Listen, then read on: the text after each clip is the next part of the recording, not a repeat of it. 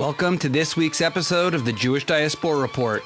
On this episode, we're going to discuss why I'm thinking of making Aliyah to Israel, the history of the MS St. Louis in 1939, and the British blockade of Eretz Israel in 1940. Let's get started.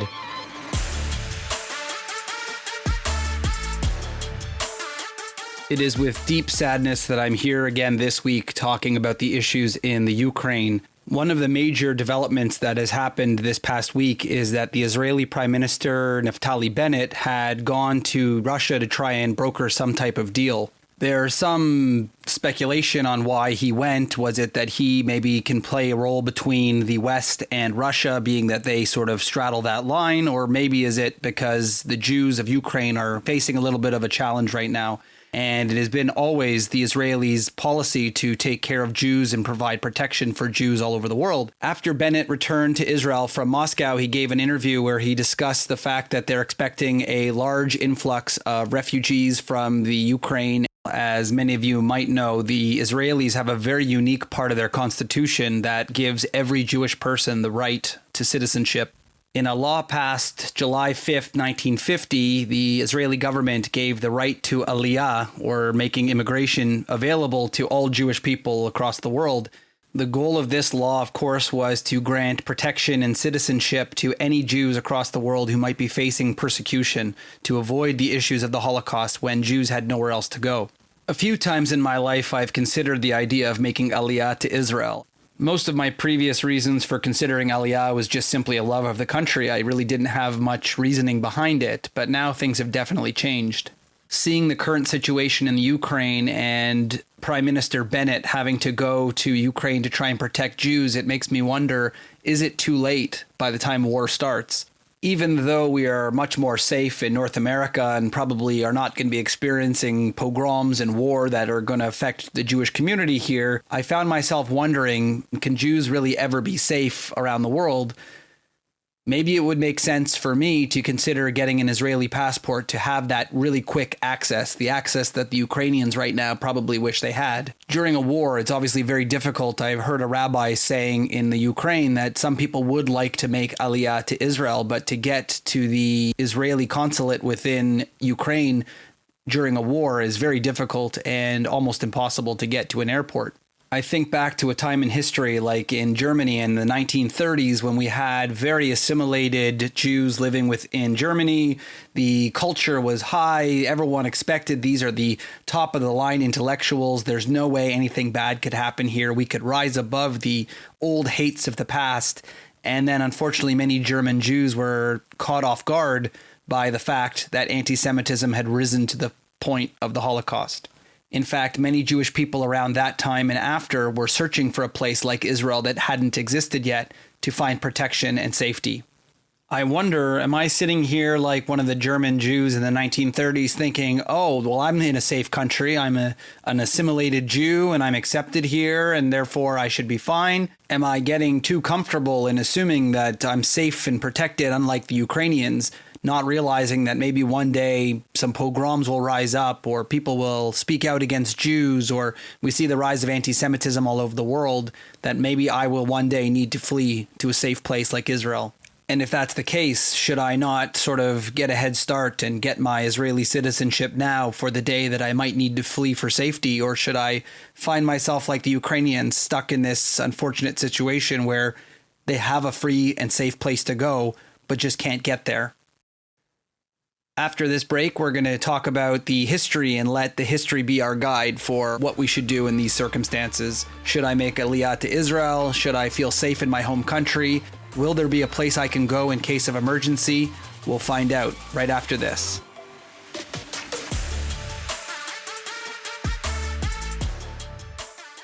It was May 13th, 1939. The German transatlantic liner, the St. Louis, sailed from Hamburg, Germany to Havana, Cuba. On this ship was 937 passengers, almost all Jews fleeing the Third Reich. Most were German citizens, some were Eastern European Jews, and a few were officially stateless people.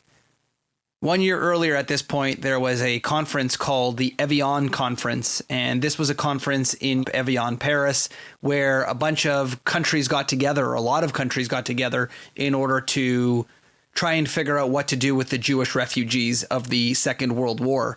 We saw the Hitler regime was trying to take over and really were mistreating Jews with anti-Semitic propaganda. And the world came together to decide, where are we going to put all of these Jews who are no longer safe in Europe?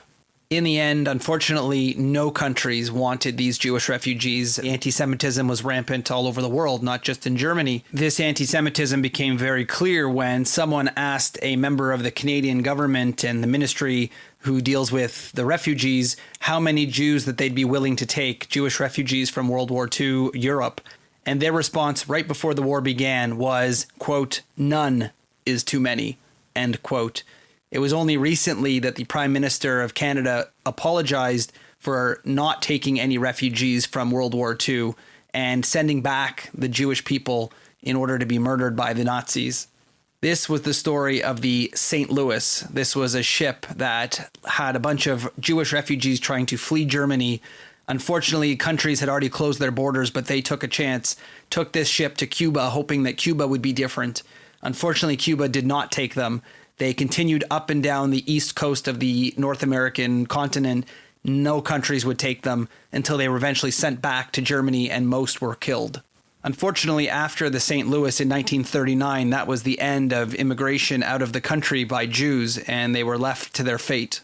Not only is this a lesson that Israel is so important for the Jewish people to provide that safe place to go no matter what, but it also makes you wonder if the countries that we are in within North America will always be so open and free to Jewish refugees.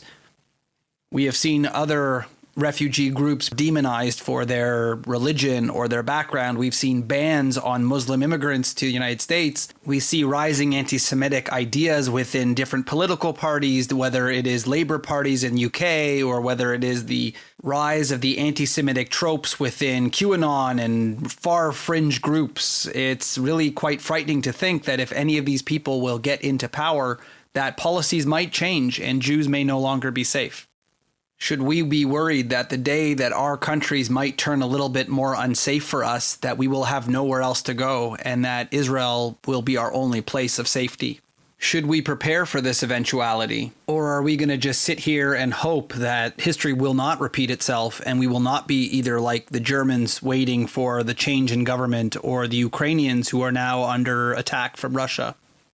When we come back after this break, we're going to talk about the 1940s and Jews trying to make their way to the British Mandate of Palestine and the challenges they faced in the 1940s. When we come back on the Jewish Diaspora Report.